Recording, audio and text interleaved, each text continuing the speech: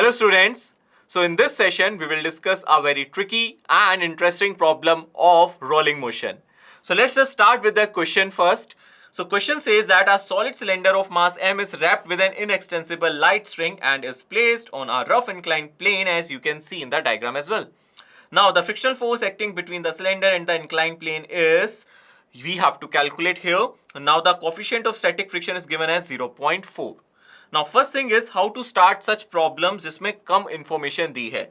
So सबसे पहले हम लोग यहाँ कुछ assumptions लेंगे. Assumption ये लेंगे कि मैं सबसे पहले इक्विलिब्रियम के लिए सिस्टम को चेक कर लेता हूँ.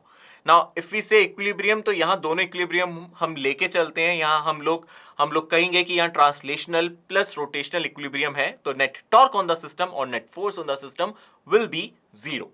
सो क्लियरली मैंने सबसे पहले इसका फ्री बॉडी डायग्राम बनाया. You can see here mg sin 60 degree will be the component of mg downward direction में अलोंग द इंक्लाइन प्लेन, है ना. अलोंग द इंक्लाइन प्लेन ये इसका कंपोनेंट है और perpendicular to the incline plane will be mg cos 60 degree. Correct.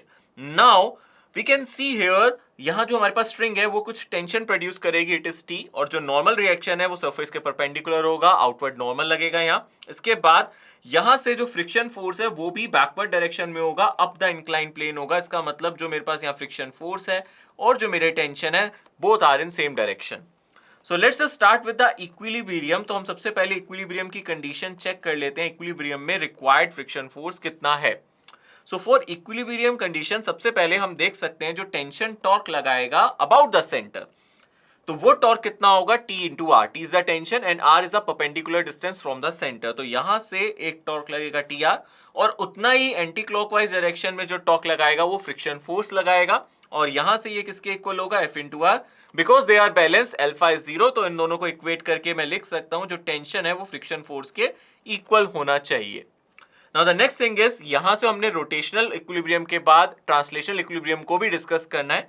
Translational equilibrium का मतलब है अगर मैं अलोंग द इंक्लाइन प्लेन देखूं नेट फोर्स बैलेंस होने चाहिए. सो मैं यहां से लिख सकता हूं T plus F which is nothing but 2 times F is equals to mg sine of 60 degrees.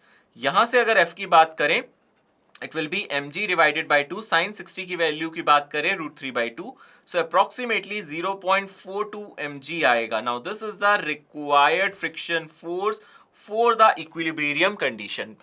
Now we have to check क्या इतना अवेलेबल है हमारे पास फ्रिक्शन फोर्स, ये जरूरी है चेक करना, अदरवाइज तो यही मेरा फाइनल आंसर होना चाहिए.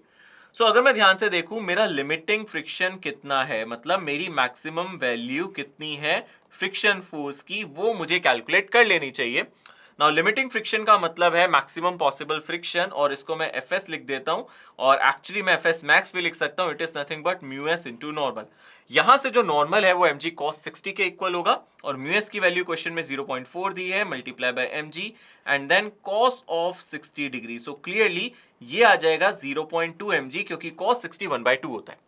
अब आप खुद चेक कर सकते हो यहां से जो आपका लिमिटिंग, इसी को हम अवेलेबल भी तो कह सकते हैं, maximum available friction. So available friction is lesser than the required, so of course यहां पे इक्विलिब्रियम नहीं होगा. सो इसका मतलब है नो इक्विलिब्रियम हियर. सो यहां कोई इक्विलिब्रियम होगा ही नहीं, मतलब कोई भी इक्विलिब्रियम यहां नहीं होने वाला. दैट मींस यहां जो आपको फ्रिक्शन मिलेगा वो 0.2 mg मिलेगा, 0.42 mg नहीं मिल सकता. अगर हमारे पास अवेलेबल फ्रिक्शन इससे ज्यादा होता तो आंसर मेरा 0.42 mg आता. सिंस यहां इक्विलिब्रियम नहीं है, कुछ काइनेटिक फ्रिक्शन होना चाहिए बट उसका कोफिशिएंट प्रोवाइडेड नहीं है, सो मैक्सिमम पॉसिबल फ्रिक्शन मतलब लिमिटिंग फ्रिक्शन ही हमारा आंसर होगा. और जो भी अवेलेबल ऑप्शन है उसमें से आप देख सकते हो mg/5 को हम करेक्ट ऑप्शन चूज कर सकते हैं. So that was a tricky problem जिसमें हमारा जो आंसर है वो मैक्सिमम रिक्वायर्ड नहीं आ रहा, बल्कि कितना आ रहा है, जो भी हमारे पास अवेलेबल फ्रिक्शन है. सो इसका जो फाइनल आंसर होगा that will be option C. So that was all about this question. We will meet soon in the next question. See you there.